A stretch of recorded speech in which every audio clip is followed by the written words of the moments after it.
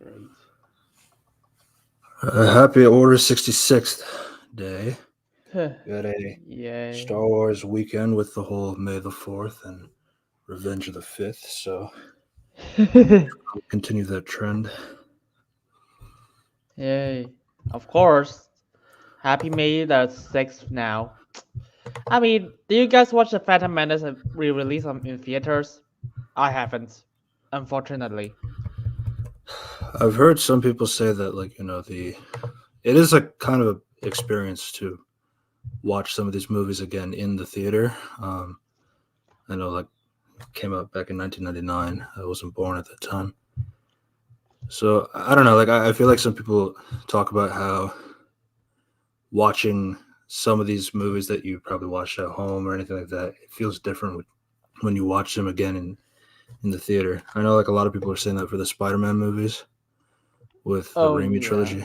Yeah. I Oh don't know, but yeah. we're getting a lot of re-releases just in general.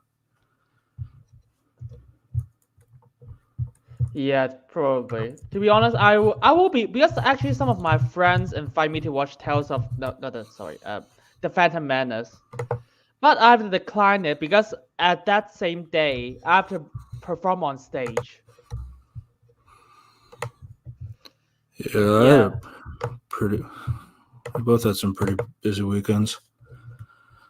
yeah. I mean, and it just keeps getting worse. But I mean, my filming today got canceled because oh wow, something happened.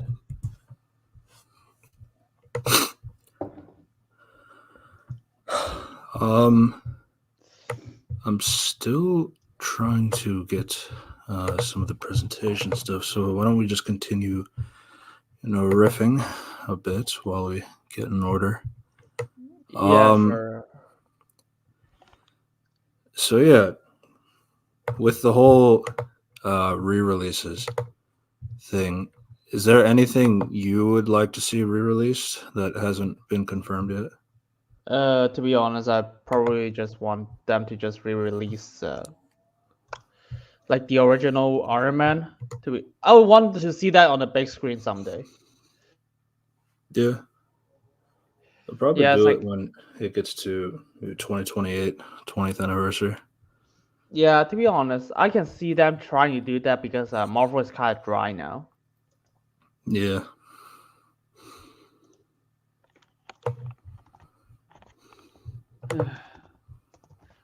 It's kind of weird.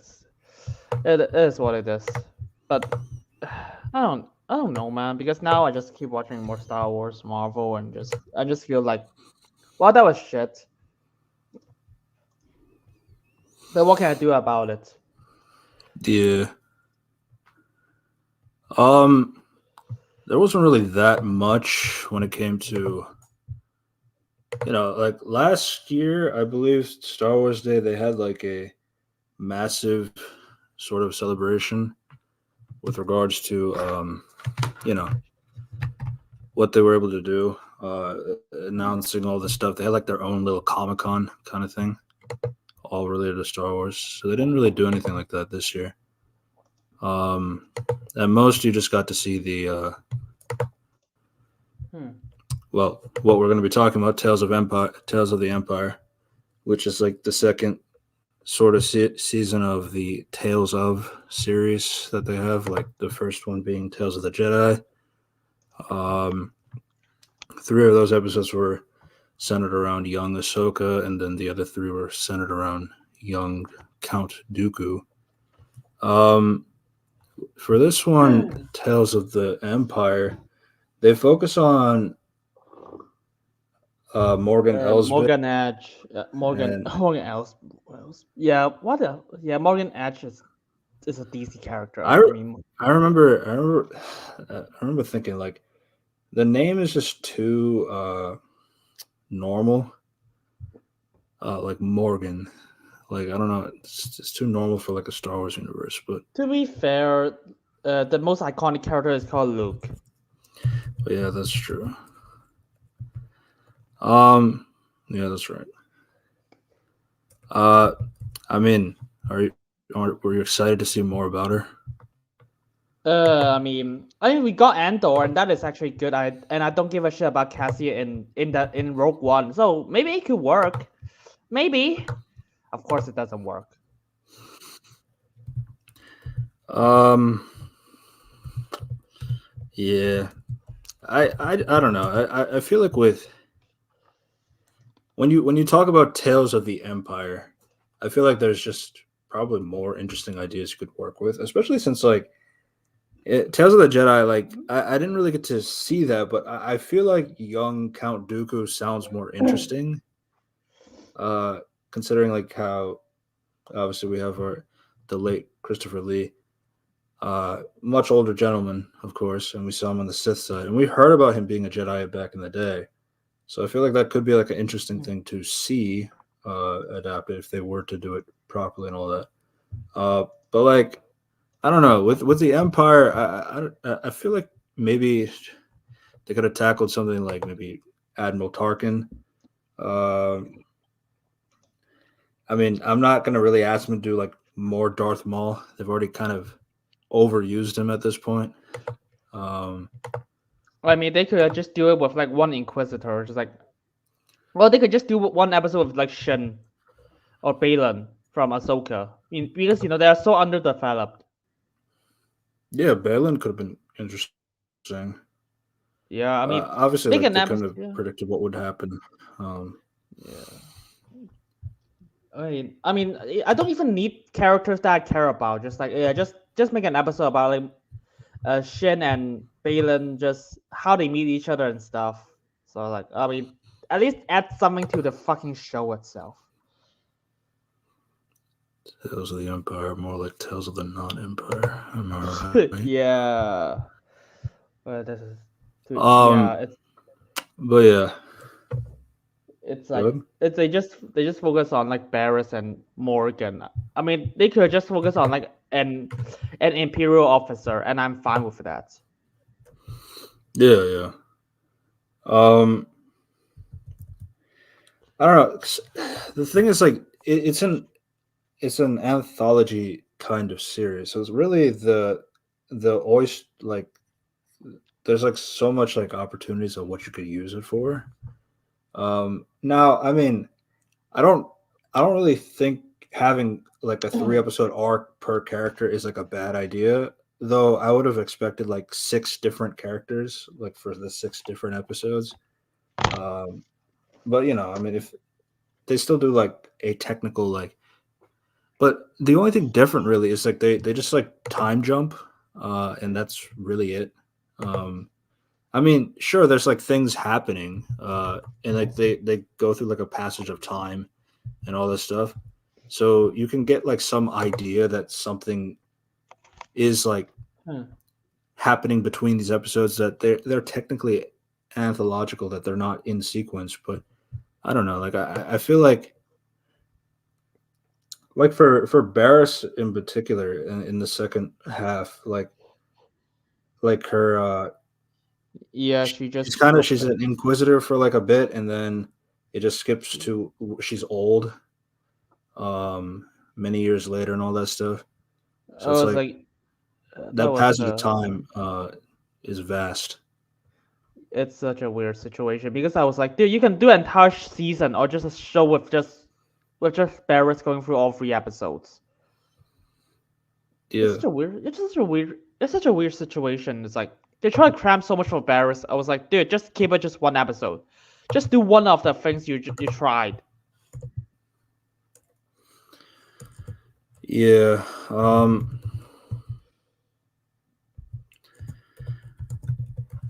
Let me see.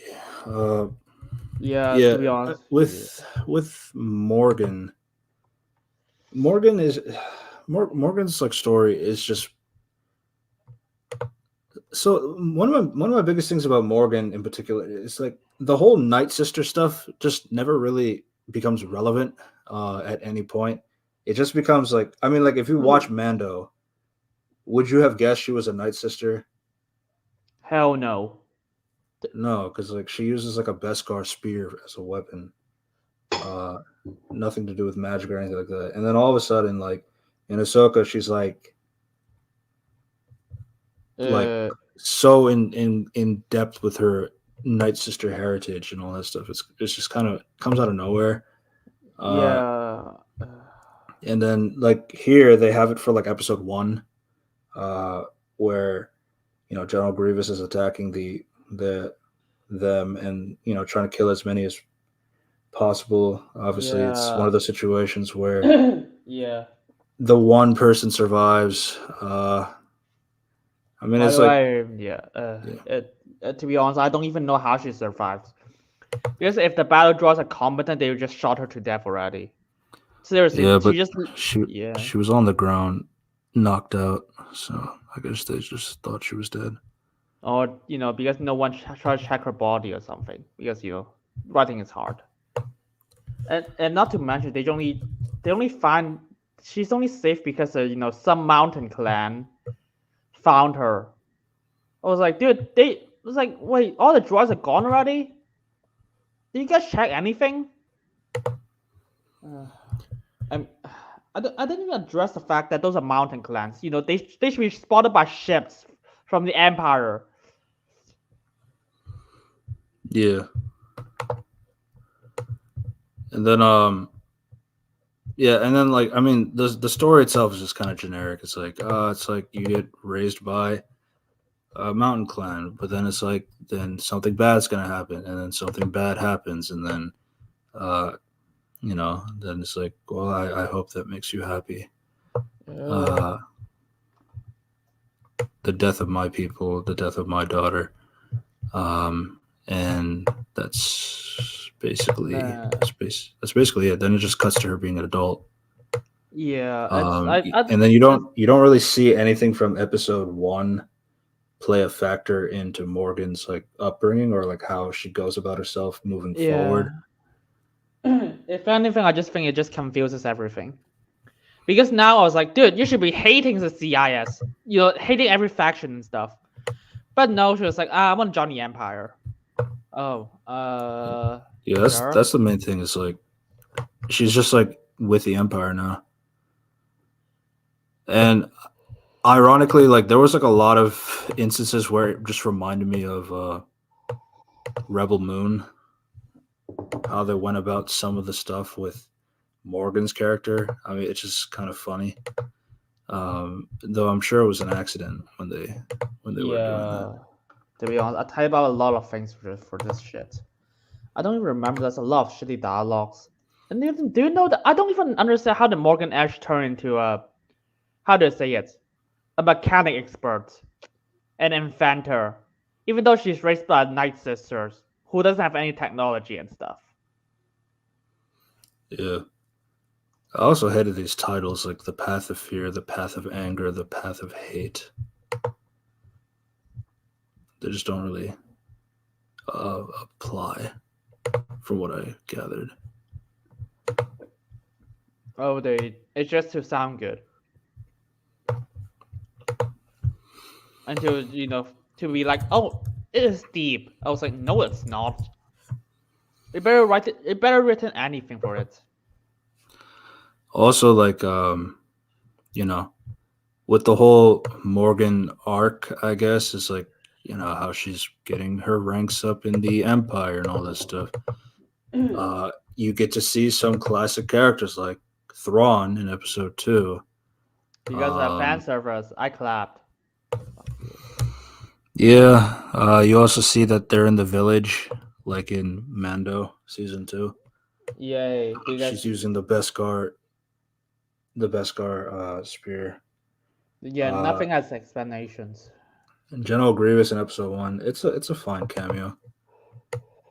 I mean, Grievous makes sense. That's that's all I could say about it. Yeah, and then Um, like episode 4 has Darth Vader in it, which went nowhere. yeah. It's such also the monkey thing that fights Morgan is in Rebels. Yeah.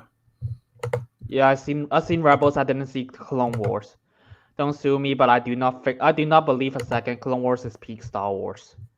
It No matter what people said it is. depends on arcs. Some is good, some is hit or miss. Some is like really bad. Oh, But it's yeah, not something I can say like. But the thing about Star Wars too is like some of it kind of depends on like how much you want to like. I guess like what aspect of it interests you. There is like some leeway to it from here and there, depending on how you tackle the franchise or how you like go through what you want to focus on. I feel like with like Skeleton Crew is supposed to come out later this year. Like it sounds like an interesting idea from John Watts. We'll just have to yeah, wait and see. yeah. It could be an interesting idea. I just need to see the execution. That's the thing. Yeah, What but do you? Yeah. yeah, Oh, because this episode 2 has so many funny lines. I can't believe it. yeah. But yeah, For me, episode 2 is the worst one. yeah. Do you guys do you remember like what did the people say to Morgan? Is like, oh, I give you the control of the entire village. Why the fuck will you do that?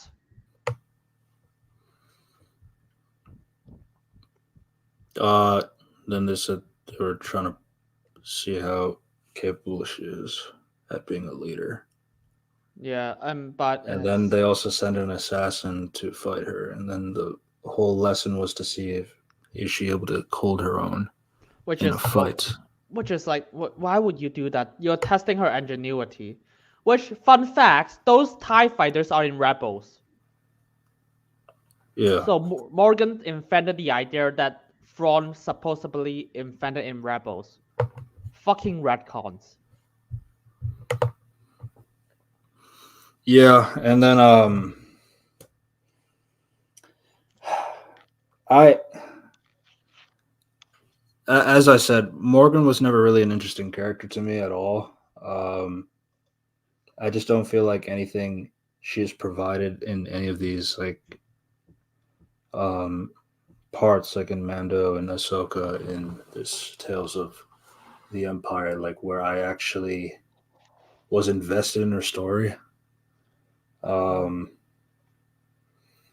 she's just somebody who had a bad experience with the Empire, but then she joins the Empire anyway as an adult, and then she leads her own faction. She kills a lot of people, even through negotiations. Were trying to be made, and then yeah, Yeah, it's it you're just yeah, it's just explaining stuff like I'm just literally every episode can be read as a Wikipedia. It's a, uh, yeah. I mean the like I don't feel like there's like an ending either because like I feel like the Barris one has some kind of ending to it in a way where you could like there's some open endedness with like how they go with the fourth sister and like how she could be going for the better and Barris might die or she might still be alive but still like heavily injured and all that from her lightsaber wound. So there's some kind of conclusion there.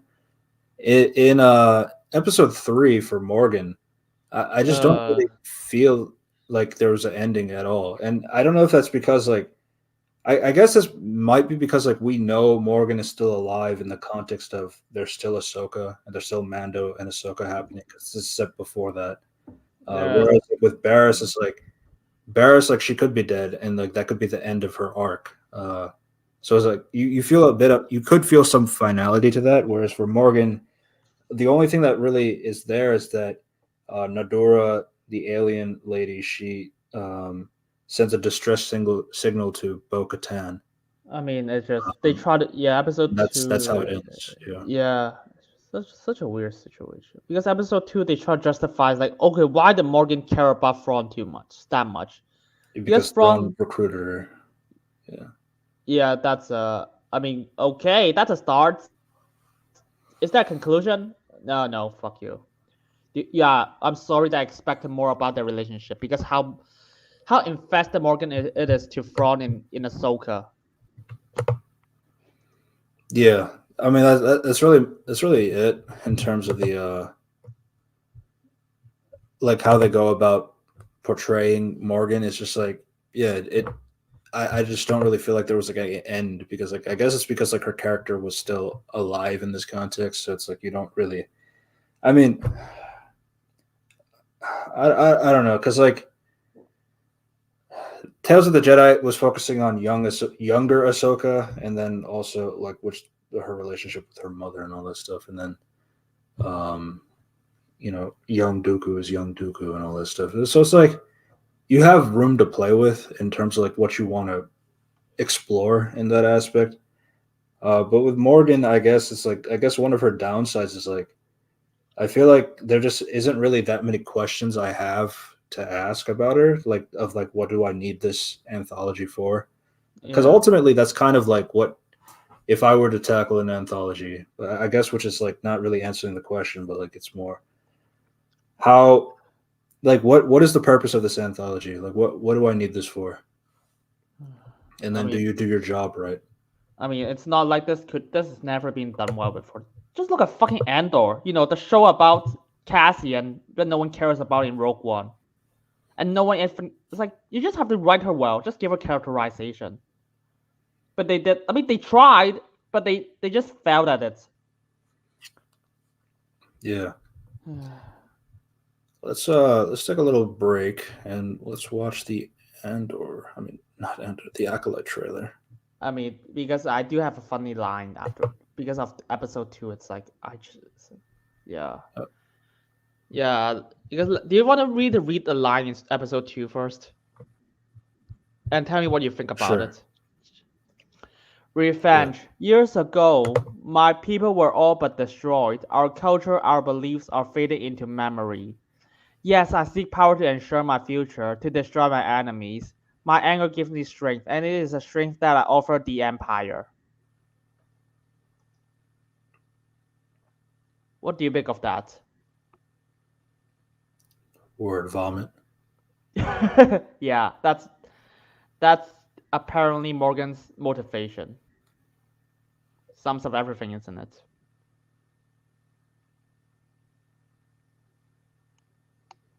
Yeah.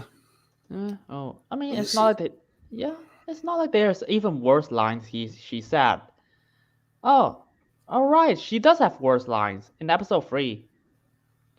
Oh fuck, where is that thing? Ah, it's like it's like this.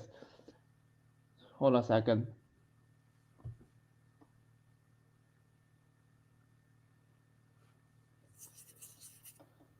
All right, there's. My world has been burning since I was a child. Why should this be any different? What do you think of this? Um, can you repeat the line? My world has been burning since I was a child. Why should this be any different? I I mean it's true. Yeah, Uh, but it's just I don't know. It's just like I don't really feel anything. yeah, yeah, for me, I literally just said, oh, so you're evil. Got it. That's the trying part for Morgan. There are some really interesting lines, don't you think? I guess so. Yay. So yeah, Morgan, everyone, it just makes her worse from Ahsoka. And if I remember Ahsoka, which to be honest, I don't wanna, I probably just think the Morgan stuff are even worse. Yeah. But before we continue with the rest of that, why don't we watch the Acolyte trailer? Uh, but oh wait, did I download it? 1 second. Yeah.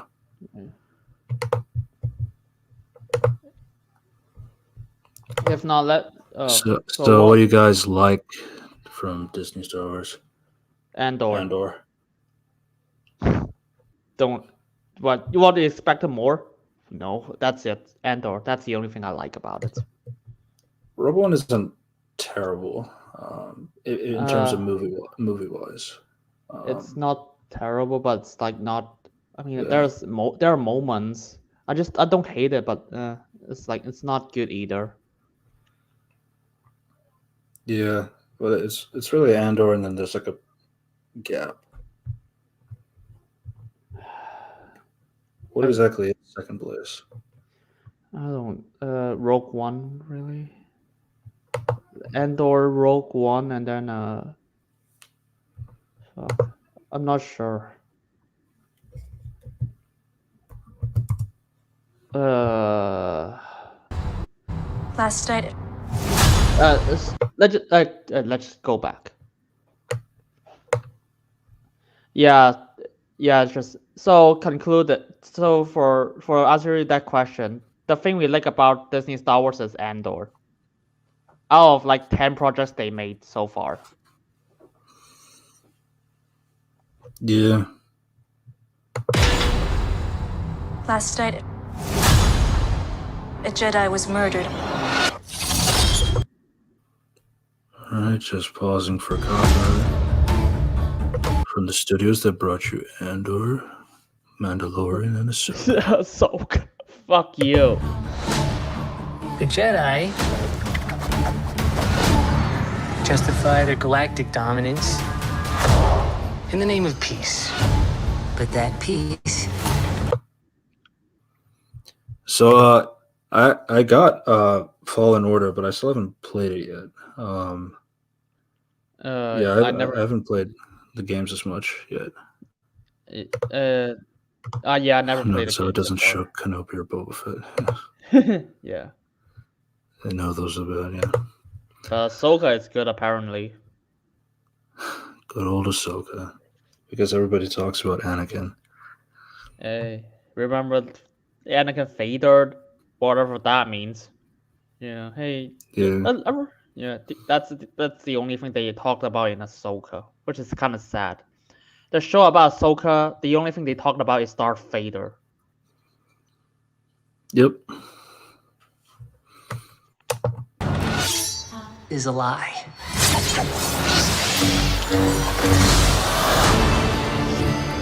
Jedi are being hunted.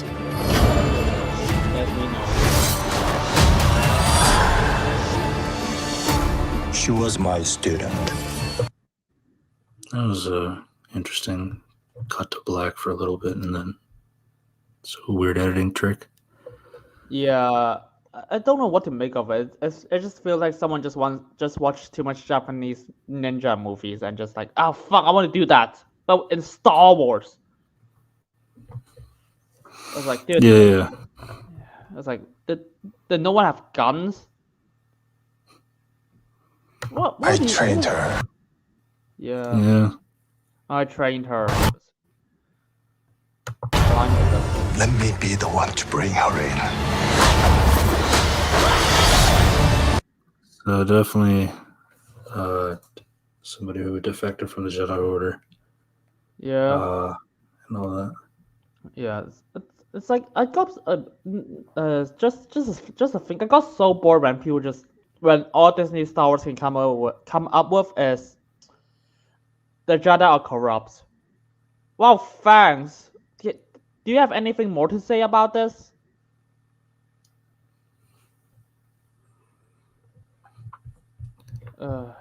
It's like, Yeah, no guns allowed. Unity. yeah, fuck yeah, let's just throw knives instead because that is so much more effective than a laser. Because guns bad.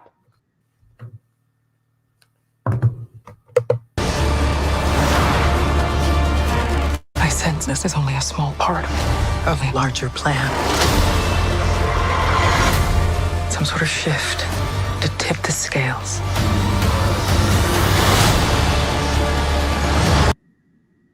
Okay.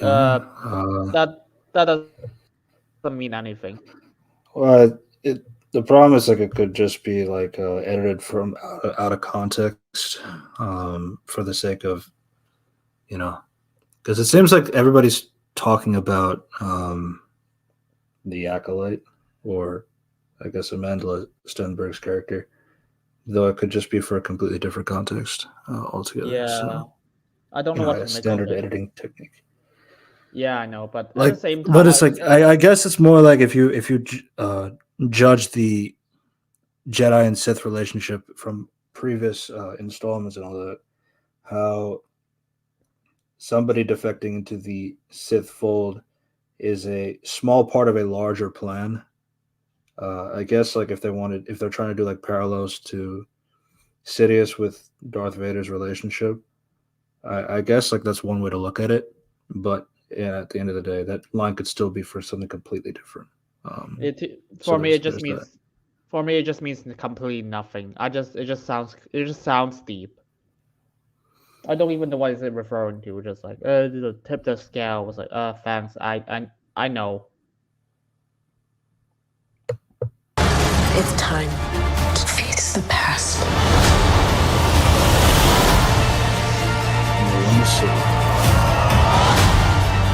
Destiny is not decided for you by an anonymous force. If you want to pull the thread and change everything, You're gonna definitely get a lot of lightsaber colors. Don't you worry about that. Yay, finally we got a show about more lightsabers. Because Andor is so boring. There's no lightsabers. Uh, yeah. I still don't know what to make of this trailer. I mean, Yeah, it. it's almost over. Yeah. Thanks. Finally. and pull it.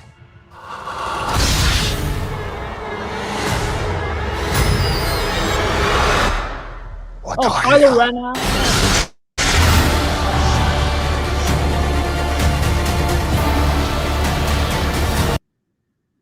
Oh look, they got a Kylo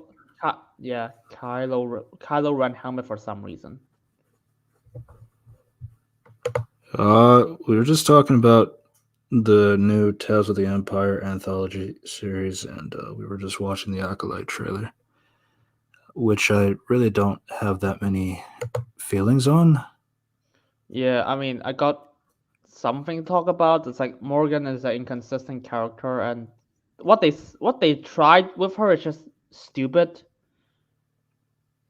Uh, yeah, I mean, there's also stupid stuff like for if I want to break down Morgan Edge episodes. Do you know that Morgan Edge take over several star systems with a village? Yeah. Oh well. So, what you think about this trailer? I felt nothing. It's a lot of things just sounds deep and just looks cool.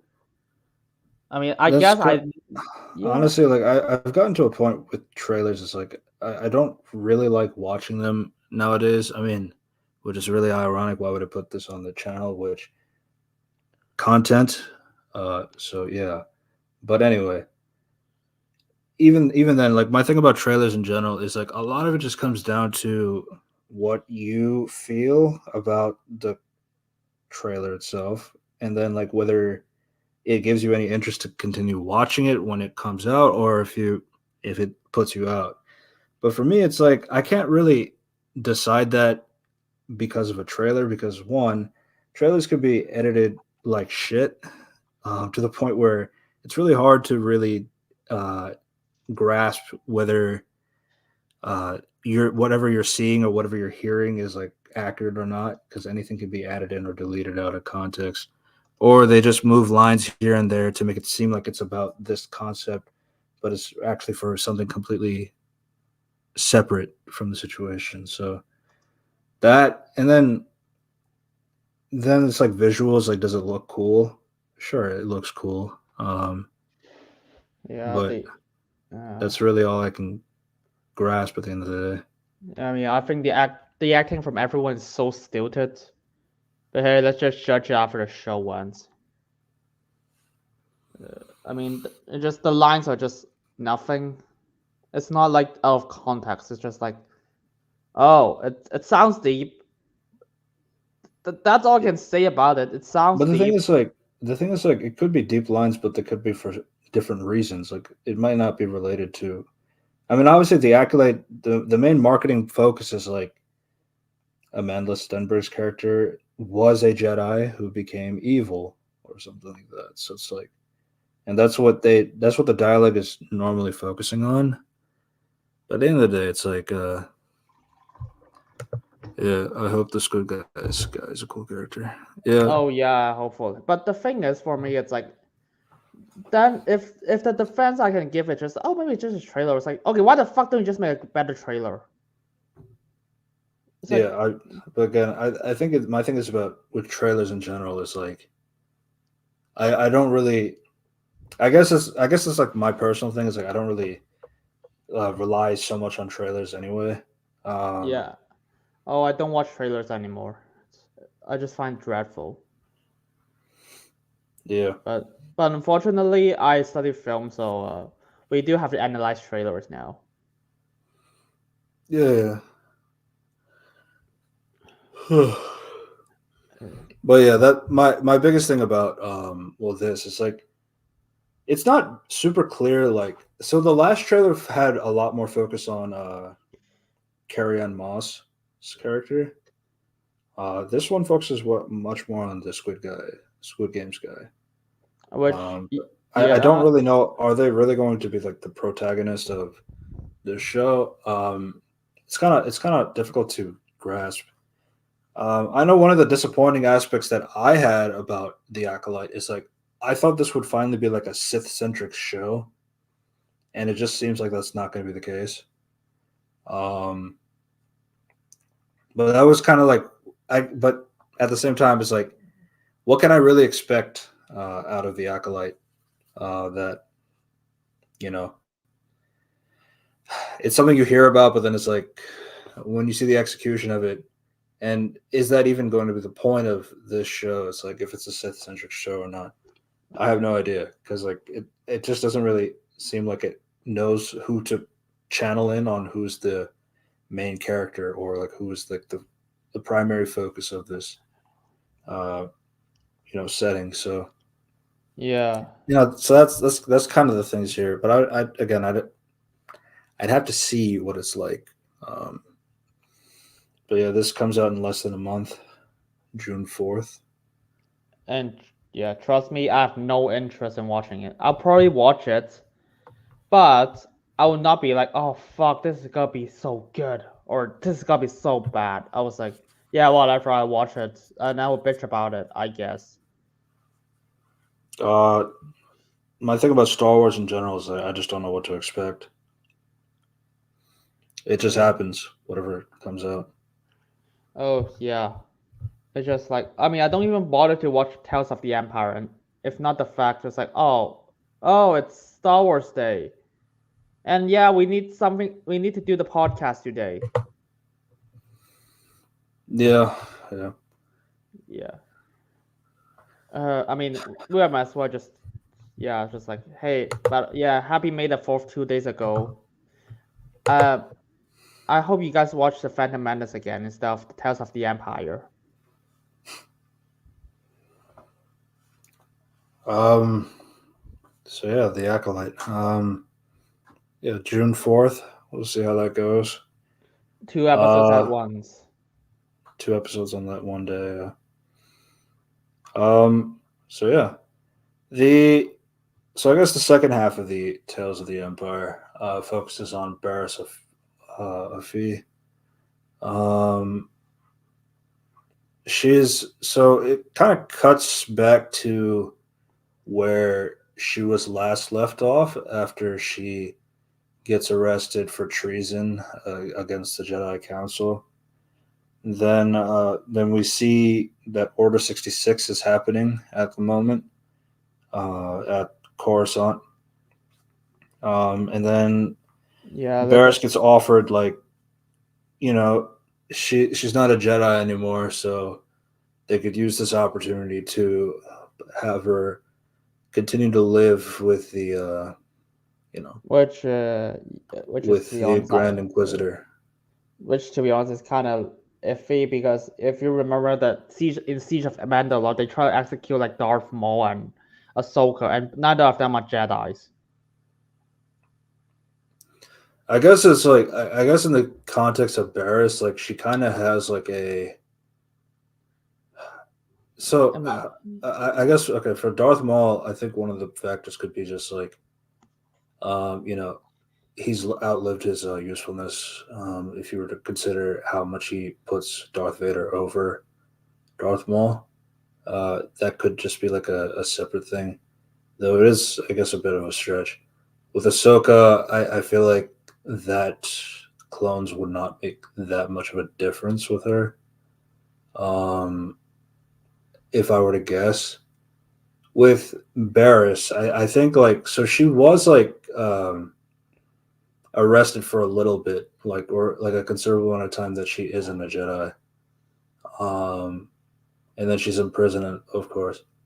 So I feel like, and then obviously they were given orders by the Grand Inquisitor to recruit her or try to recruit her and all that stuff. So I could see there being like a bit of leeway for that, and then not towards Darth Maul and Ahsoka. But that's the thing I could give it. Yeah, Grand Inquisitor's back. Thankfully, he's voiced again by Jason Isaacs. Just to remind you how terrible he was in Kenobi. yeah. Speaking of Kenobi, do you know the person who recruited like Barris is also in Kenobi, and she has one line. Which one? Lynn, the Lynn. fourth sister. The fourth sister. She is in Kenobi. Do you remember her? I remember there being a few sisters.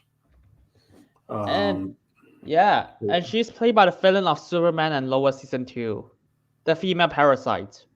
Remember? Yeah.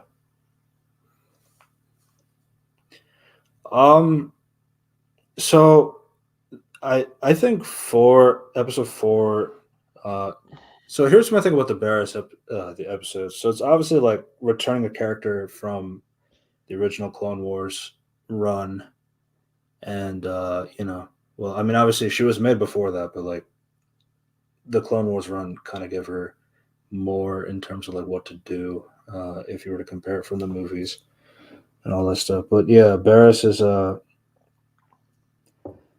she's given me a chance to be an Inquisitor. And then like obviously she goes through some trials. Like the Grand Inquisitor is also trying to train her to be more open with her anger and all that stuff. And yeah. And then like obviously then there's like a whole like you have to kill all possible. There can only be one person worthy for this role. So yeah, then they have a fight with Barris and another guy, and then she kills him, and then yeah, she becomes an Inquisitor for one more episode. By the way, this is the best episode because her arc actually makes sense. That she would just the Empire will feed into her anger and just execute someone who is like her trying to survive. Yeah. So I guess like so there was like the one thing that we were talking about before. It's like I was talking about how what I liked about episode 6 is like I don't so the thing here is like I actually don't mind a concept of her becoming an Inquisitor and then eventually realizing or going to the error of her ways or going back to her Jedi instincts and all that stuff down the line, and then becoming like a wise sage towards other future Jedi and all that stuff. So it's like I don't think there's like a bad idea in any of those episode arcs. It's just like I feel like one, it's either rushed because it's an anthology series, so it's skipping through times of Barris's life where you don't get to feel that impact of her being an Inquisitor, of her going back to her Jedi ways, of her being that trying to redeem another Night Sister and all that stuff. So I mean, fourth sister and all that stuff. So That's what I'm saying. So there's like a decent idea in each of the episodes. I feel like the problem is like with this anthology setting, like I don't really get to feel the impacts of these changes in decision making, if that makes Mm. sense.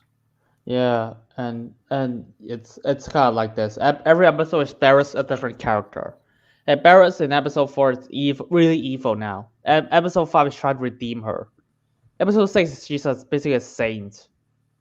Yeah, but like she's So, like much older, and all that stuff. So you can physically see that she is like way older than she was before, and how she's got years of experience now, like that she's completely atoned for her sins, I guess, and all that stuff. But it's like, and again, it's like I don't really hate what I saw. I did like the maze aspect of episode 6, like how like if you go in there, you're gonna get lost, and then you won't be able to find the force sensitive kid, and like how they kind of played up the horror aspect, not like horror, like quote unquote, uh, where everything's like in a panic and a riot and all this stuff, and then like so it's like fourth sister, like you actually get to see like a bit of like her the things that like Barris like is using her real name Lynn instead of the fourth sister and all this stuff, where like how like you can see like she's slowly breaking her down. It's like that's kind of the stuff is like it's interesting, but like I feel like with the lack of time, and all the episodes are like 10 minutes by the way, so that's why you can really feel things being rushed, or like things like if it maybe had more time it could have been a little bit better. So that's kind of my thing about the whole Barris thing. It's like, and then my other thing too is like one of my disappointing aspects in general is like I feel like the Barris arc should have had Ahsoka involved in some regard, because like in the original Clone Wars show, they kind of had like their own like friendship rivalry kind of thing, which is like looking back at it, it's probably not as much as I thought it was. But like they definitely had like a relationship there. So I feel like they could have had like Ahsoka be something that brings Barris back to the light, or back to her original ways. Like I feel like they could have done that, but I don't know. Maybe they feel like they overused Ahsoka, so they wanted to stop, which is ironic at this point. yeah, it's and instead they just gave it to a character who appears in Obi-Wan Kenobi and only has one line. Absolute genius. And They it's don't not even like name they don't even name drop them in the episode. They just say the Jedi. I mean, it's not like Barris has a master that has been through with her since like a few arcs in the Clone Wars. Oh wait, that happened. They could have used her instead. Yeah. Well, Luminar is dead. To be fair, Right. I think that's why I recommend Ahsoka. great. But yeah. But yeah, that's really my main thing. It's like I feel like the Barris episodes is like I think each arc is like a decent idea. I still don't really know what the point of with like I was like, oh, I meet my master Darth Vader. If anything, just fan service. Yeah. if anything, I was like, dude, Darth Vader should have her dad already because that's exactly what happened to the arc where Ahsoka left the Jedi Council. Well, to be fair, the Inquisitors are like Jedis that wanted to like defect so they can like not die, and like they just have to kill other Jedi with them. So it's like there is like some leeway for that aspect of like why Darth Vader wouldn't kill Barris if she's truly loyal as an Inquisitor. But again, like I think my biggest thing is like I don't mind her becoming an Inquisitor. I don't mind her eventually finding the error of her ways and wanting to go back to being a Jedi again. And I don't have a problem with her being like a saint-like figure who tries to help redeem a sister Inquisitor that feels like she's too far gone and all that stuff. So it's like I don't really mind these aspects. It's just like, but because of the rush nature, I feel like we lose like some of that impact that could have happened, if that makes sense. I mean, if anything, I think they just kind of ruined her because we get nothing. She got more than Morgan. So that's what I'll give her that. That's not saying much, to be fair. We haven't got to like the specific logistics in episode 5 and 6. I love my life. So yeah, it's a lot of ideas. But what I say, it's like, do you know episode 5 just start off with like, yeah, they're in mission together, and fucking, it's like this happens immediately, right? This is her first mission, by the way. Well, So to Barra be fair, said, we don't know that because of the time skips. "Oh, how do you know this is the Jedi? Because this is from the Inquisitor. Of course, it's real. That tells me that this is your first mission and you don't know what's happening. It's like, I mean, if this is not your first mission, that is so stupid that you could even ask that."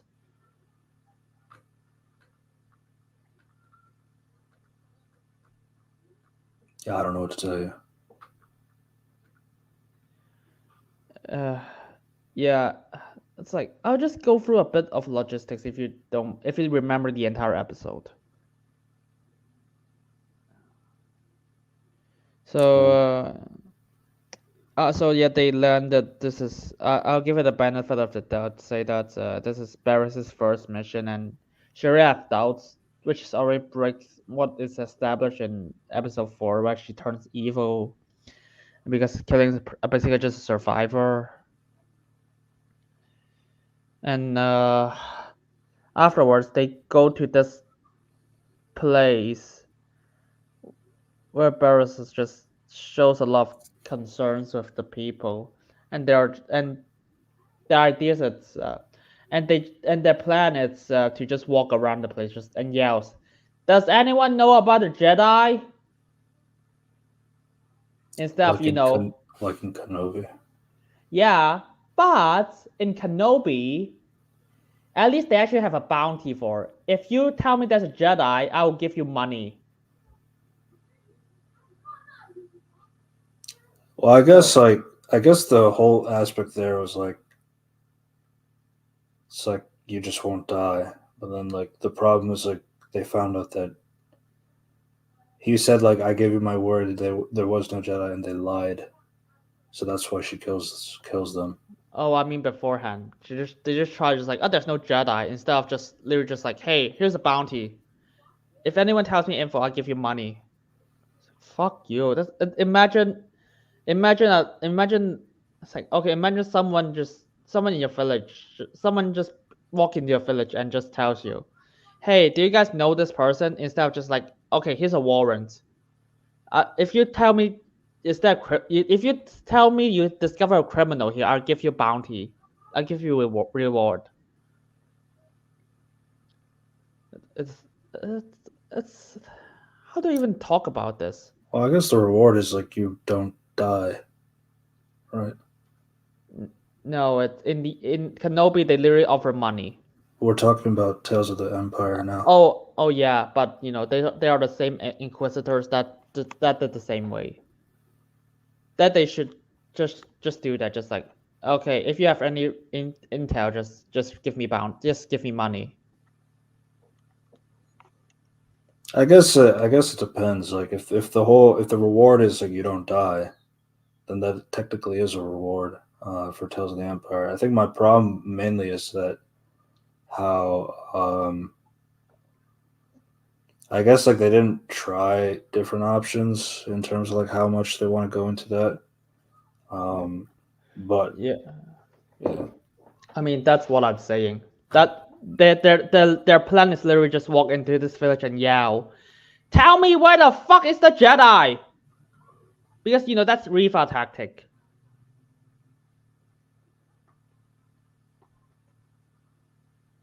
I mean, it's only like Barris when she sees a girl, not a girl, a kid. And it's like, kid, can you tell me what a Jedi is?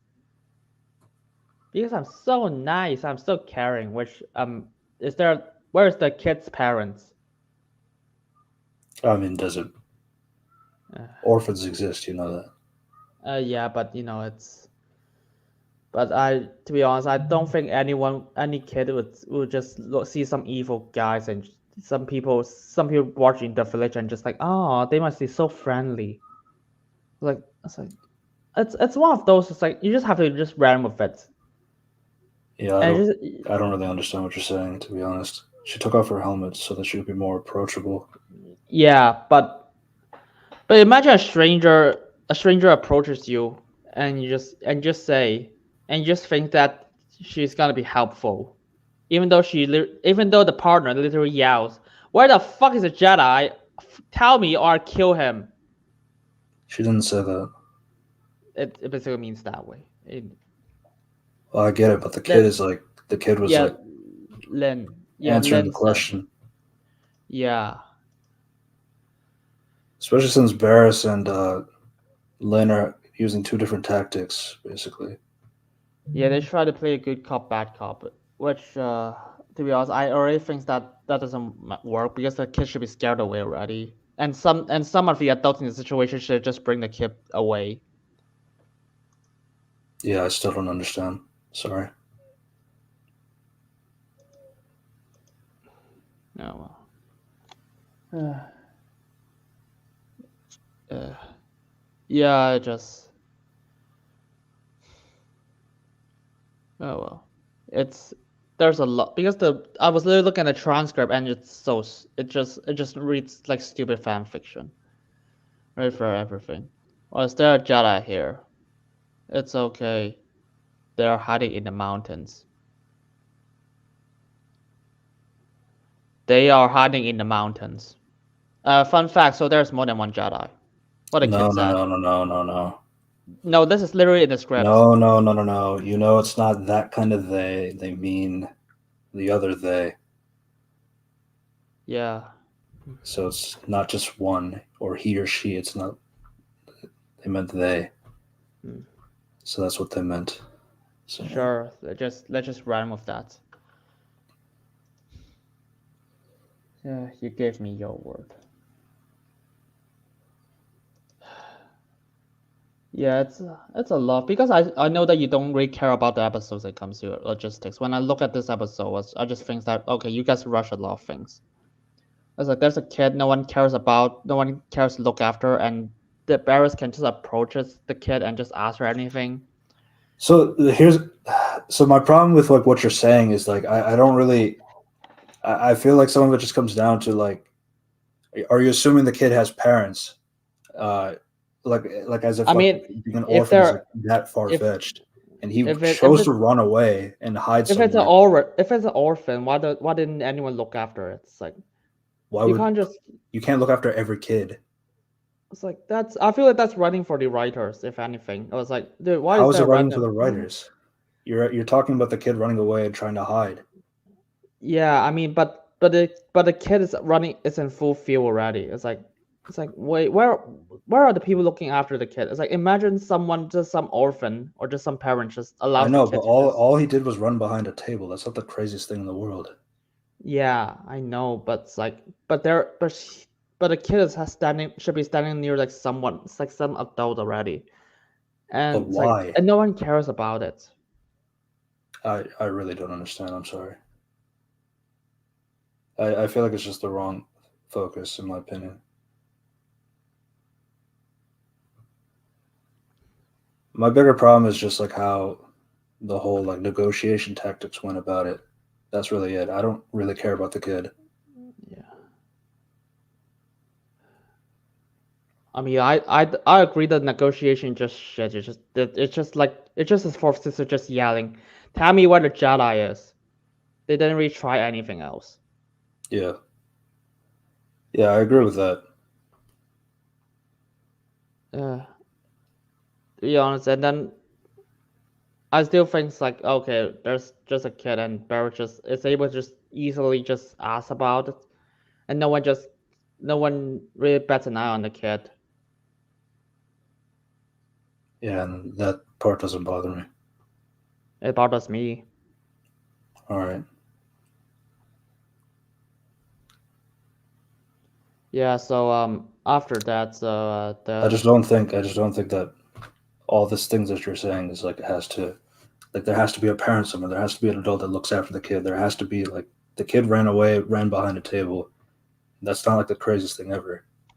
And then it's like you have two inquisitors that are there. If anybody was to try and stand up for the kid anyway, it's like, I don't know, and get killed, that would be another option. So I don't know. I just don't agree. Oh wow.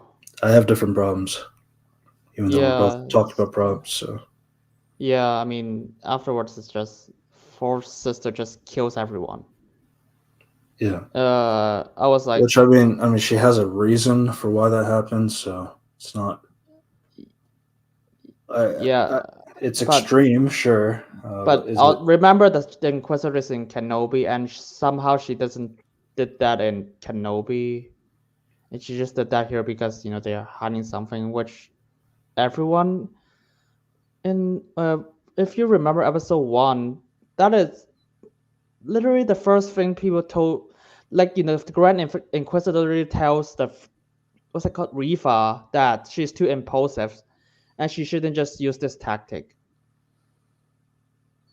Which was like, dude, the Lin is even more impulsive than Riva, if anything. And she doesn't really show that sign in the Obi-Wan show. I guess like my main thing is like I wouldn't expect every brother and sister to be in one personality or how they go about their information tactics and all that stuff. I mean, that's the only thing I can give it really. I mean, she gave her reasoning as to why she killed everybody because the guy said he gave his word and he lied. So that was just her justification. Again, my biggest thing is just like I don't really mind the concept in this episode. I just think it's rushed because it's only 10 minutes. Yeah, I'll just move along. She just doesn't show that sign in a Kenobi, but But even she's though, not. But she's not Riva. She's the fourth sister. yeah, and she's more impulsive than fucking Riva. Like at least Riva didn't just try to kill everyone just like off.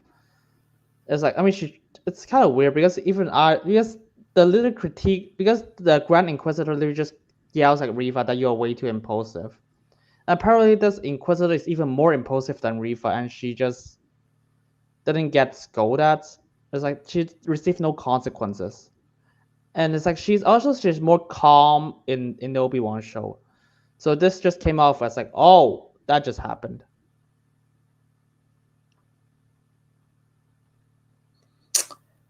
Honestly, I just don't think Star Wars is for me. That's all I'll say. I kind of got out of the phase.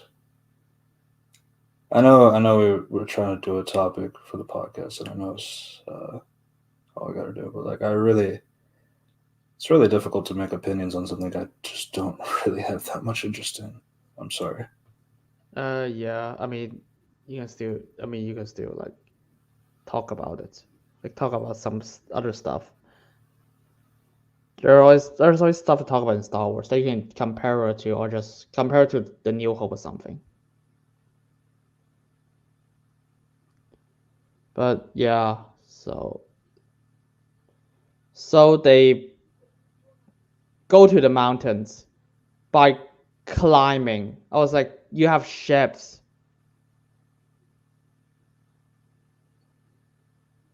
Yeah, But no, I mean they have athletic ability as well. yeah, let's just climb mountains. Takes fucking hours, actually the entire day, instead of just fly there with your ship that accomplish it immediately to find a Jedi. Uh-huh. Yeah. So that's why the rock crushers. So yeah, it's after. So yeah, the mountain falls on Barris. Barris is not hurt. I mean she's hurt for a bit, but she's fine afterwards. And so then they just find a Jedi, which Okay. I guess. That's re- realize that the entire episode, like the fourth sister, is just really just impatient with Barris. Yeah. Yeah, so basically because this will play an important role in episode 6.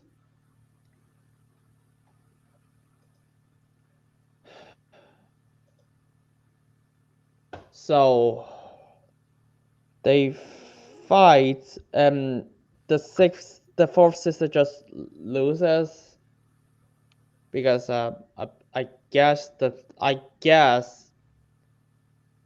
I guess the Jedi is more stronger than the fourth sister, which is fine. But afterwards, Barris has a has fought her, like able to fight her, fight the Jedi longer than the fourth sister, which is like how much training do you have?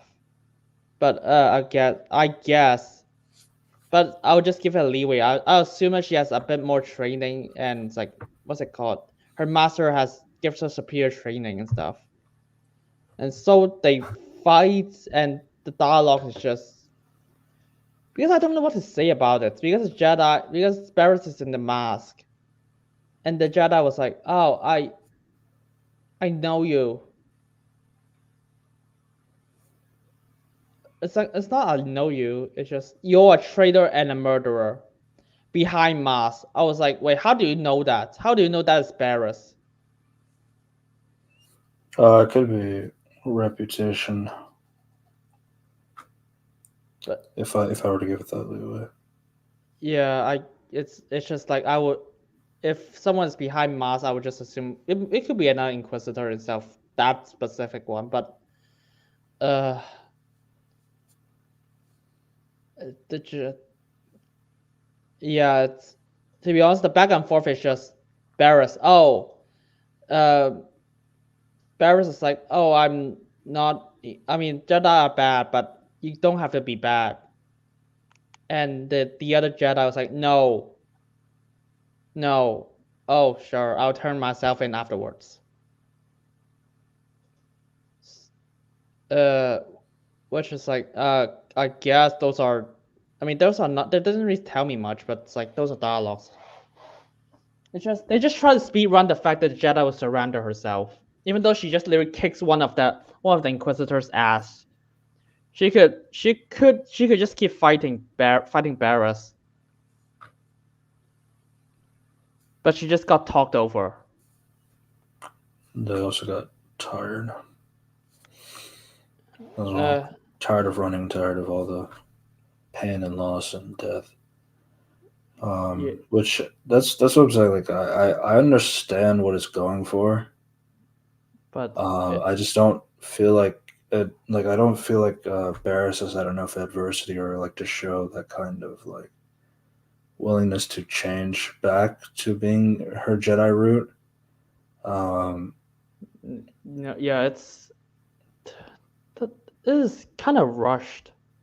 That's the thing. The entire episode, she just started off like really sympathetic, even though episode 4 ends with her being like submit to the Empire.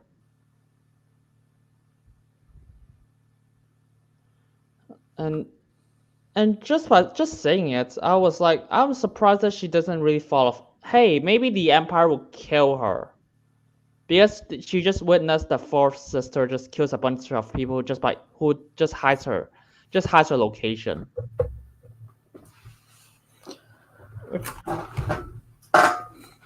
It's one of those I was like, are you sure that Empire gave her a fair trial?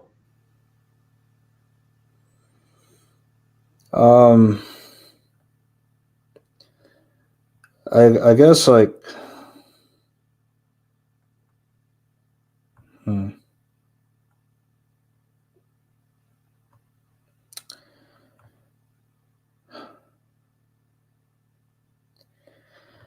I guess like one of my main things about the whole Barris arc in general is just like episode 4 and 5 are kind of like close together in terms of proximity.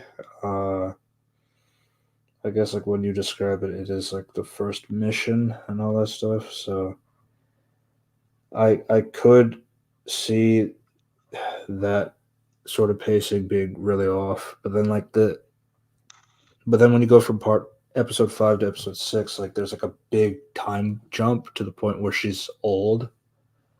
And I don't know, like I feel like you need a multiple, like you need like a bigger time gap or something between 4 and 5. Like maybe she's seasoned, but like she's getting wary, which that kind of problem though is like, all right, we're at a part where she's wary, where we could have seen that wariness come to her, um, before she goes back to turning good again. That's kind of my problem. It's just like, um, I feel like if you wanted a Jedi to do that, you should have had Ahsoka be the one to bring Barris back into the light. But uh, that's my only comment. Yeah, I just got wrapped. It is a speed run for between like episode 4 and episode 5. I mean, the only advantage I can give is like maybe episode 4 has some training for Barris between episode 5, but it's like even that was like you literally question your first mission, and and you accepted every training so to like work for the Empire, and you should know that they hunt Jedi with no remorse. Because if you watch Rebels, I mean, yeah, they captured Jedi's, but it's just like they just got kill them. And if you watch Kenobi, like the River has a room filled with just Jedi killing trophies made Yeah, of. Yeah, it's like I I think you just it's just a lot of yeah. I don't think they won't give you a fair trial, Barris. Barris, they won't give the Jedi a fair trial. They're just gonna kill the Jedi unless they have like really specific so information. Like the only thing I'll give it is like, since you keep talking about the orphan kid before or whatever the kid was, and then like this situation with the Jedi, I guess it kind of shows like her style of negotiations, or to get somebody to answer, to get somebody to stop. Like you see how she does it differently than how fourth sister goes about it, which I guess for that contrast purposes, which I think that's how I was viewing it. She was just kind of putting it to a point for the Jedi, so that they could like maybe see her point of view with how, it's like if we do that, like the thing is like it technically worked in that aspect, but at the same time it's like I would have liked it better if she used it as like a manipulation point, because again, she's using her Jedi instincts of like negotiating and talking people down, or trying to get people to find her point of view to join her side of the argument, and then like the fourth sister does the kill shot or anything like that. So it's like that could be an interesting thing to work with, because like the Inquisitors are former Jedi, in a sense, or at least some of them are. So it's like, yeah, that could be interesting to see. Like, how does a former Jedi who's an Inquisitor use that against the other Jedi or other members, with their instincts that they used to use. So I feel like for that one, it's more on Barris's like style of negotiations and all this stuff with the Jedi, but yeah, I just also think the rushed aspect of it does feel like this was the first mission, and now we're going back to the good side. Uh, I feel like you should have done a time jump where she was like seasoned, but she was starting to break or somewhere. But like at the same time, like I feel like this is also a season idea, like not just an anthology 3 episode idea. So there's that. yeah, I mean it gives me that feeling. So that's what I feel like. Yeah, they're just like okay, they immediately try to redeem her in this episode. Which sorry, I think you should just don't do that. Just make her evil and just like okay, go to another character. Let's do an episode about Darth Plagueis the Wise. Yeah, I mean that could work hopefully. But oh well. So Yeah, my thing is like if you want to make her evil then good again, it's like that's a season idea, not an anthology 3 episode idea. That's okay, my thing. yeah. Yeah, that's something you should take one whole season. If you really care about like trying to make her from a bad guy to a good guy again. That's all I can really say. yeah. Um, And don't make her Inquisitor. Fuck's sake. I mean, for me, it's like I'm okay with the Inquisitor part. I just feel like the Inquisitor part just makes it difficult because it becomes more difficult to buy, or because it's only 3 episodes. Where the second Yeah. episode is the entire downfall after one mission. But yeah, that's why you need like a whole season. Like if it's a 8 episode, 10 episode arc, that could be interesting. How she becomes that primal Inquisitor and eventually breaks and then goes back to the good side and all that stuff. Like, but yeah, you need like that's like a full season idea, not a 1 episode thing. Because it really was just 1 episode if you think about it. Mm. And even if you want to make an anthology, don't make the first episode about her turning, like even more losing more of her humanity. Like the first episode about, oh fuck, I'm regretting my actions. I will become an Inquisitor to be a spy or to secretly help Jala or something. It's like no, they just go on to the feeling her anger turn to the dark side. Which is like, oh well, good luck justifying that. Uh, But yeah, so yeah, so we just gotta wrap up episode 5 by saying Barris pushes the fourth sister off the cliff. She's definitely dead after that. But yeah, the fourth sister should not survive that. we're all confident that Mace Windu will survive the fall. Yay. So yeah. But yay, maybe. But maybe he'll appear in Ahsoka season 2. Somehow Mace Windu returns, and he will fight Thrawn along with Ahsoka. Yeah, because they don't want Ahsoka to just be about Ahsoka. And that is apparently Dave Filoni's OC, favorite OC of all time. Yeah. Oh well. But yeah, episode 6 is set many years after the episode 5, I where she's on a frozen planet. She's basically went back to her healing roots, and she encounters like a family who has like a child that is force sensitive, and she is basically so she's a different kind of character at this point. Yeah, which makes sense because of the timed gap, but it's just also disappointing because like we didn't get to see that journey into how that happened. But yeah. Let me just talk about a bit of Rebels because that actually also happened in Rebels about like the Inquisitor capturing force sensitive children. Right. So in this episode in Tales of the Empire, they say there's like, oh, we test some blood samples and we gotta capture the children after I give you time to escape.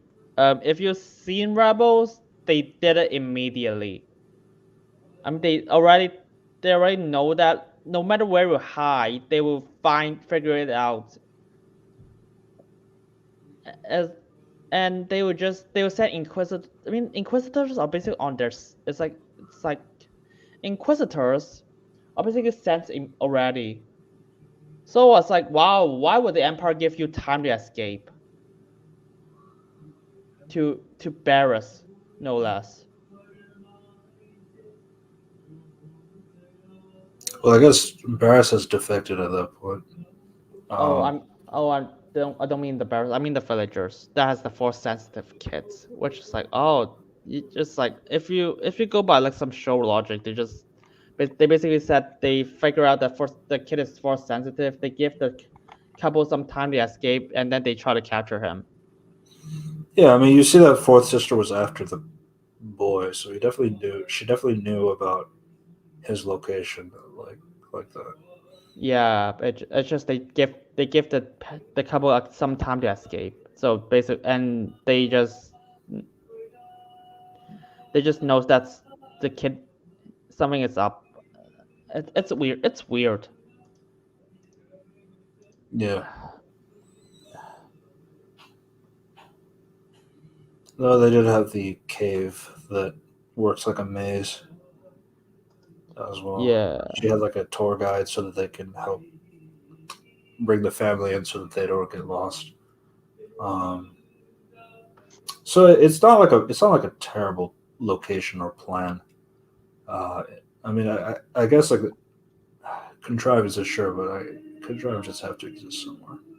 Yeah, so it just Barris meets the fourth sister again because of every Inquisitor they send the fourth sister, but fuck it, why not? And she survived the fall from episode 5.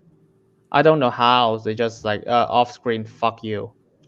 Yeah, I mean, Jedi have jumped really high or fallen from really high heights before and Hey, survived. So I guess it depends. hey, that's excuse, but oh well. Yeah, So yeah, the fourth sister just meets Barris again. Apparently she's so connected to the Force now fight she can fight the fourth sister no problem.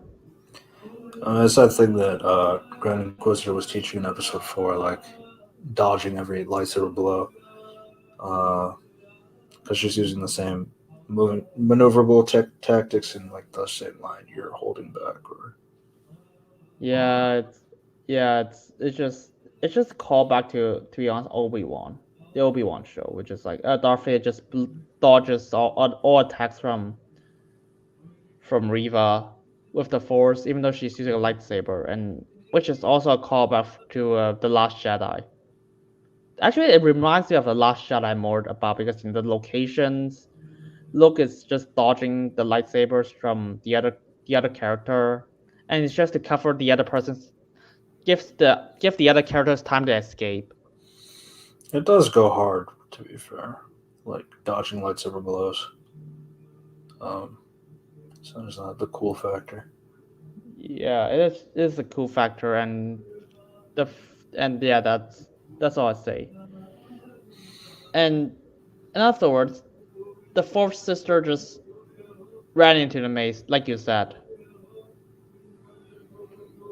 Yeah, yeah. Um, but really, it's just a mix of. I mean, and then the editing for that is just like the families like going through the caves, and the fourth sister is just like slicing and dicing wall to wall. Things are not working, and then to the point where she's lost. And then Barris is still like, well, she's using a scare tactic slash, uh, trying to convince fourth sister to get out of this phase. And I guess like one of the interesting things is like after fourth sister stabs Barris in the chest, and she clearly looked like she didn't want to do it, or she didn't mean to do that. Obviously, with like the whole like, I'll get you out of here, I'll tend to your wounds and all that stuff. But then it's like, and then but like they're both having this conversation about like there is no way out, which Barris is talking about the maze, and Four Sisters talking about no way out of the Empire. Um, so there's like that connection there. Uh, Again, it's like that's why I'm saying like I feel like there's some good ideas like in terms of like how they went about like some of these aspects, but like I just feel like I wish like if they wanted to commit to the Barris plot, it's like that sounds like a season idea, not a one episode, one and done episode kind of thing. Yeah, as Um, yeah. yeah, Episode 5 is literally just fourth sister disliking Barris. And yes, but do you remember like the last time Barris and fourth sister met? Barris literally just pushed her off the cliff. yeah. It's like I guess like, but then the thing is for episode 6 is like Barris is trying to get fourth sister out of it, like because the fourth sister kind of saying like it's too far gone. They'll kill me if I were to defect or anything like that. So it's like it depends on loyalties at that point. But it's like you could play into that because Barris has like confidence in fourth sister doesn't have in herself. But it's like, again, like I feel like it's an interesting idea, but it's like I feel like if you kind of push that forward more, I feel like that point would be more stronger. But yeah, I mean that's also kind of the downside when everything is like 10 minutes. You gotta rush everything. I mean, at that point, if you just have 10 minutes, I was like, dude, do something smaller. You don't have time. Yeah, that's what I'm saying. Like, I guess my biggest takeaway from the Barris plotline is like I like a lot of these ideas.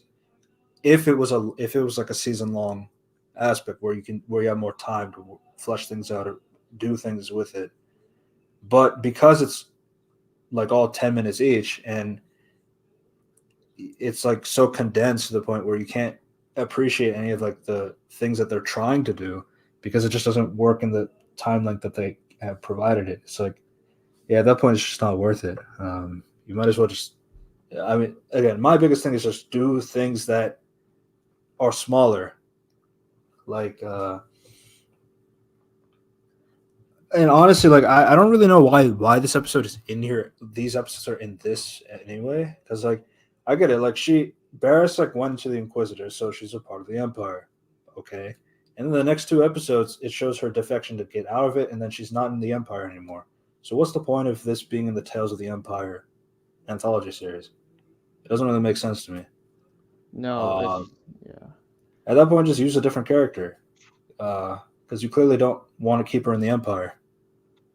At least like Morgan is still in the Empire, despite not really caring about her character at all. But yeah, she's at least an Empire-centric character, so it's like you can actually take that to your advantage, even though they didn't. But like it still makes sense to put her there. But yeah, for Barris, it's like if you're gonna make her go good again, then what's the point of putting her in the Tales of the Empire anthology? It just doesn't make any sense to me. Yeah, they could just have an episode about what are the other characters in the Empire? I don't know. Tarkin. Tarkin. Tarkin. Tarkin, Kranich from Rogue One. Yeah, that's not a bad idea. That's not a bad idea. I mean, there's I'm not saying Darth Maul because that was so overused. No, I'm not saying Darth Maul either. Yeah. I'd even be fine with honestly Fennec Shand, Ming-Na's character. I don't really know what to classify her, honestly, because clearly they don't like Boba Fett being a bad guy.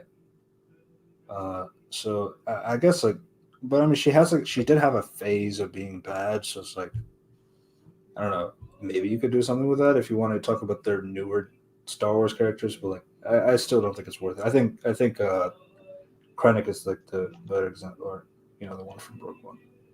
Yeah, I mean they could just have or you can just talk about like Matt Mikkelsen. How did he defect something?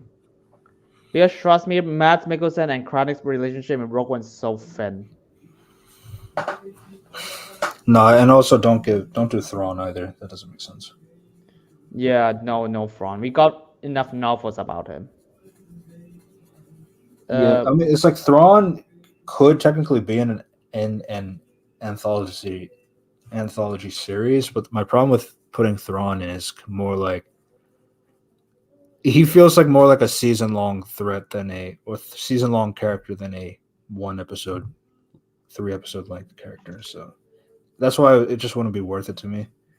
But yeah.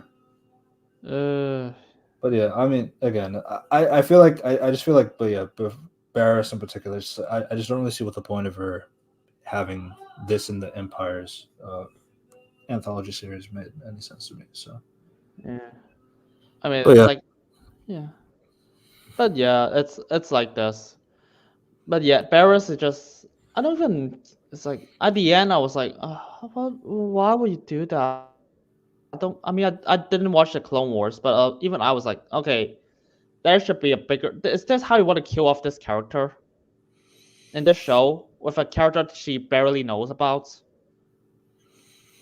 Yeah, maybe. I think for me, it's like, I guess like since I have seen Clone Wars and all that,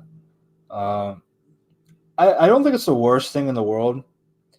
But again, it's more like I guess I have a problem with like seeing seeing a picture that could work, but it just didn't work like in the moment that we have like that's actually canon.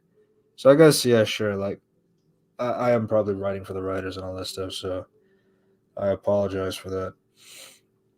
And I'm also sorry about the previous getting angry Yeah, again.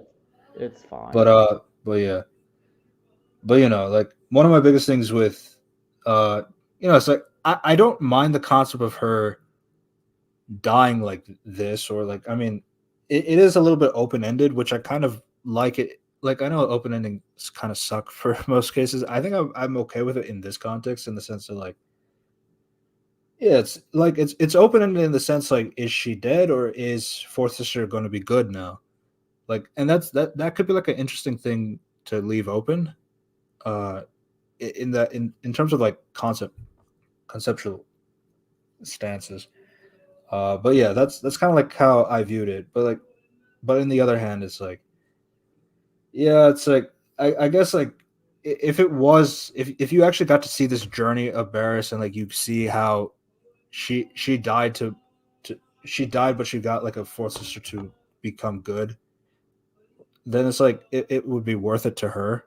Then it's like, yeah, that could be a decent death scene. But yeah, I think the biggest problem is just the whole like, yeah, not having enough time to flesh out some of these ideas that could work if they had more time. it, yeah, but if it, and instead we just got a bunch of like characterization that is basically just nonsense. Because we now everything has to be headcanon. It's like, okay, time jump. Fuck you. Uh,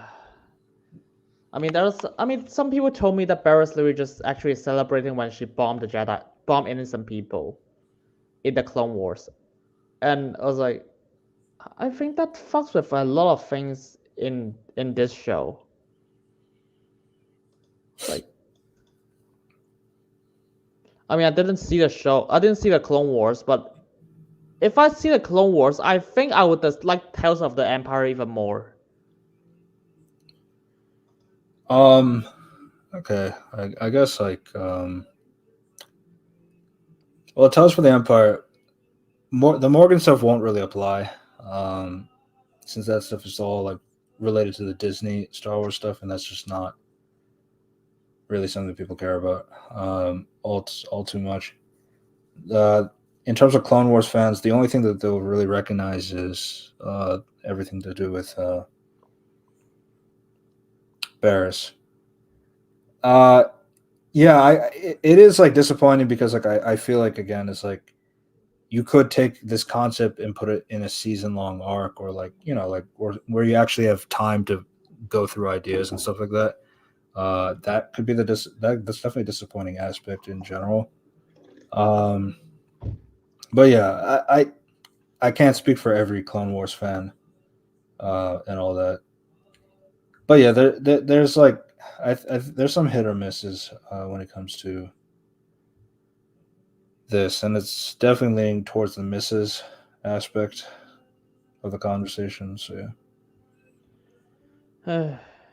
Oh well,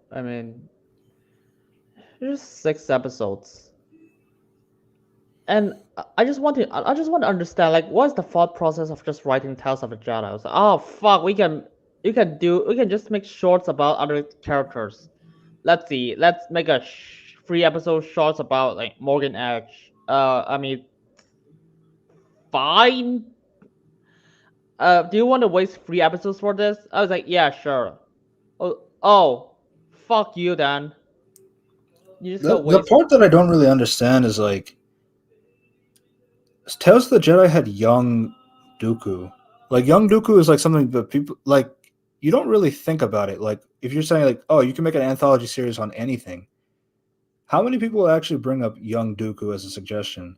I mean, you'll probably get it. But it's like, but yeah, like, but young Dooku sounds like a thing that you can really tackle like so many things that we don't get to see because, again, we're comparing Christopher Lee's, rest in peace, version of Count Dooku, much older gentleman.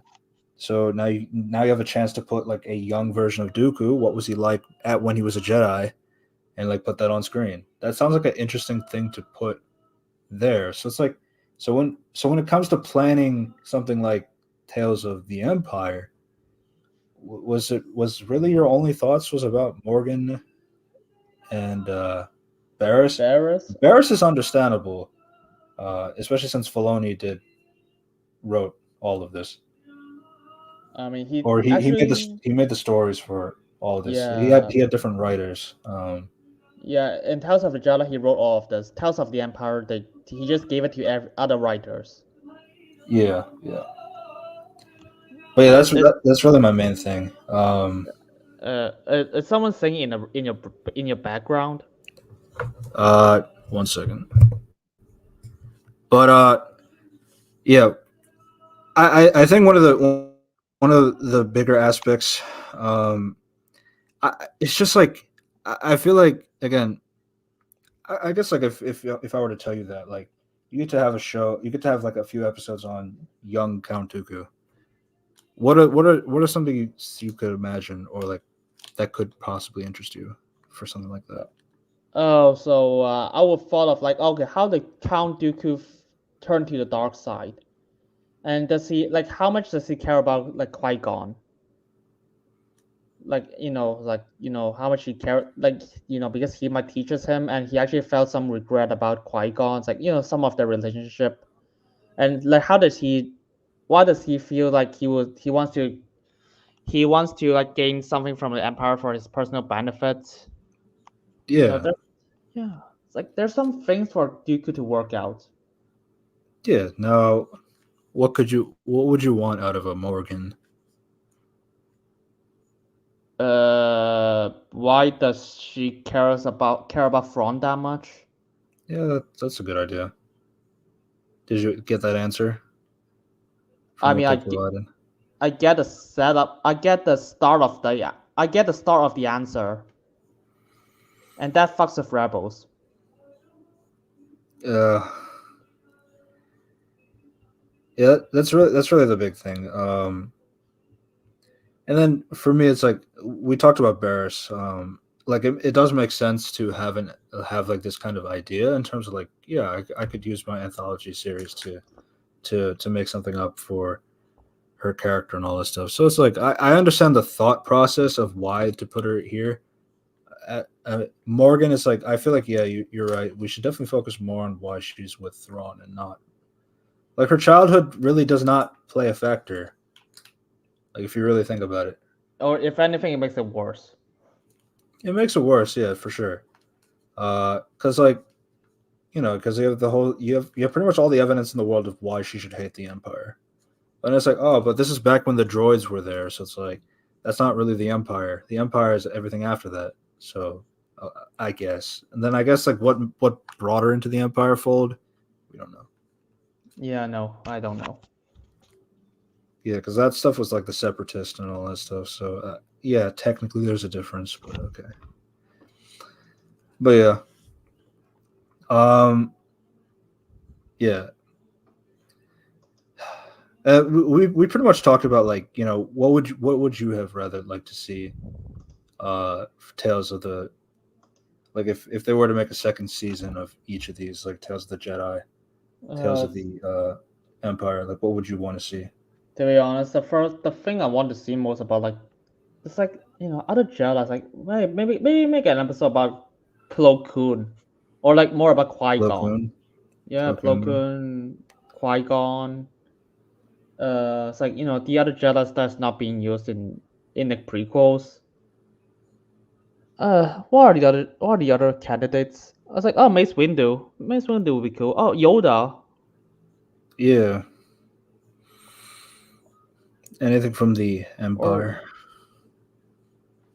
I mean, you can like focus a bit more about like Krennic, Tarkin, like why did Tarkin and Darth Vader respect each other? That could be cool. Or like actually it's like what the like how to say it's like what did Darth Sidious feel about Darth Vader after his surgery? That's like Right. yeah. I mean, you can just talk about like I mean actually just like Andor, just like Dedra, you can have just explored like the perspective of certain like Imperial officers or just a stormtrooper. Yeah. I guess for me, if I were to do a Tales of the Jedi, Plo Koon and Mace Windu are pretty good ideas. Um, I mean, I I don't even. definitely, I still don't really get the purpose of going with younger Ahsoka. I mean, we The got the Clone Wars is about Ahsoka. yeah, I mean, yeah, it's. I mean, you don't need more about her. yeah. I guess like the big thing that it highlighted was her relationship with her mother. And that's something you don't really get to explore in the other iterations of Ahsoka. So I could see a like an interesting thing to go with it, since even though she is a young character, she's like 14 in the not 14. Well, yeah, she's like 14 in the In the Clone Wars. Clone Wars. Yeah, so tackling something like earlier than that is like, yeah, it's like there's some upbringing there. Though it's like she should probably focus more on her father relationship with father daughter relationship with Plo Koon. That could be something. Um, but yeah, the Tales of the Empire, I'd definitely focus on Tarkin. Um, Yeah, it's like I think Tarkin. Rogue One had a all right idea with like Krennic, and if you go into it more, I mean they have Ben Mendelsohn on their payroll, so that's not really a problem. It's not really a problem, or I mean, I don't even mind if they just like, oh, here's an episode about Baylan Skoll and Shen Hardy, because because like, okay, how did they meet? Because Ahsoka decided to not give us any answers about it. Yeah, and obviously things are a little bit more difficult now. Rest in peace, Ray Stevenson. Um, but yeah, that definitely is a good example as well. Because like I mean, you a lot of people talked about Balin. Balin is like really interesting in terms of the idea of him. But that's kind of the other problem too. It's like I feel like a lot of Dave Filoni nowadays is like it's a decent idea, or it's like that there could be an idea that could work. Now, like let's just talk about the execution. What the Balin values again? Oh right, he wants to He has uh some sort of honor to him. yeah, he That's missed he missed the old version of the Republic. He likes he the likes idea of he it. liked the idea of being a Jedi, but not like everything that had to do with being a Jedi.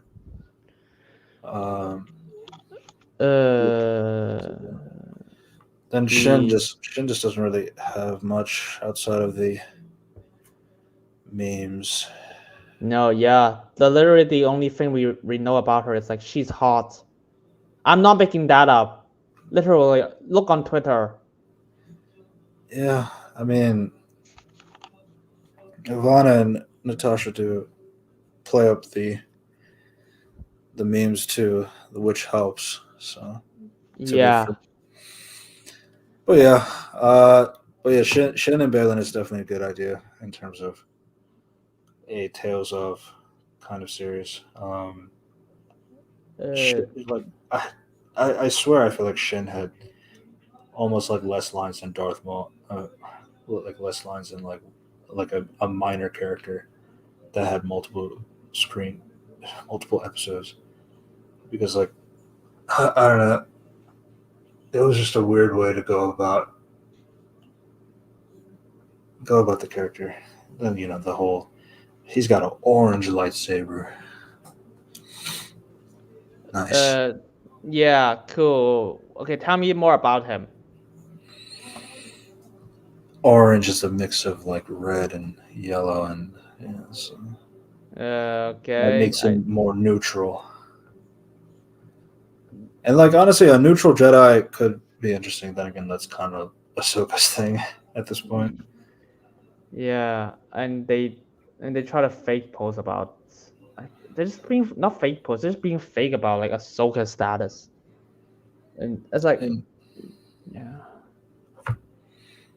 they just and it's like it's if you really watch a lot of Dave Filoni's Star Wars stuff. I mean, never seen the Clone Wars. I mean, I've seen Rebels. Even that, I was confused as hell. It's like he has ideas. I mean, not all of them are good. Don't get me wrong, but even the good ideas, I don't think that they're executed well. You can see like, oh, that could go well. That's all I can say about it. It could go well. Like, hey, do you like the idea of like a bounty hunter, a Mandalorian going to hunt for bounty? It was like, yeah, cool idea. Okay, how does it go in the Mandalorian show? I it's so bad. right.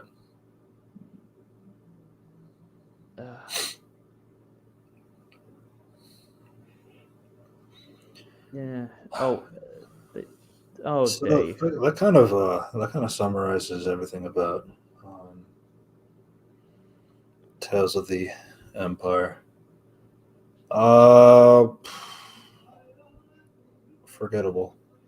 Yeah, forgettable. It's like I mean, even I was so struggling of just talking about substance in this show.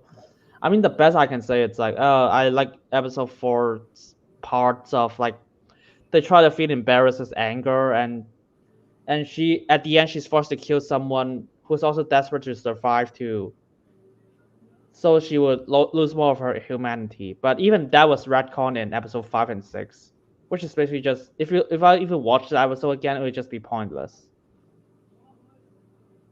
Yeah. Uh, let's just wait for the next Star Wars content, The Acolyte, In 1 month. next month. Hopefully, we get back to schedule with some of our other content. Yeah, I really do want to Spiderwick at some point. yeah, I would try to finish the show because I seen episode 1. It is so clunky. I mean, it looks better than Percy Jackson. I give it that. Yeah. So yeah, that concludes this episode. Unity, say goodbye to the people. Yeah, so goodbye. Here's Tales of the Empire and happy Star Wars Day 2 days ago. I hope you guys watched The Phantom Menace again in theater rather than this show, or okay, just rewatch A New Hope, Empire Strikes Back, or Return of the Jedi, or watch Andor again. Yeah. All right. We will see you next time. Goodbye, everybody. Goodbye.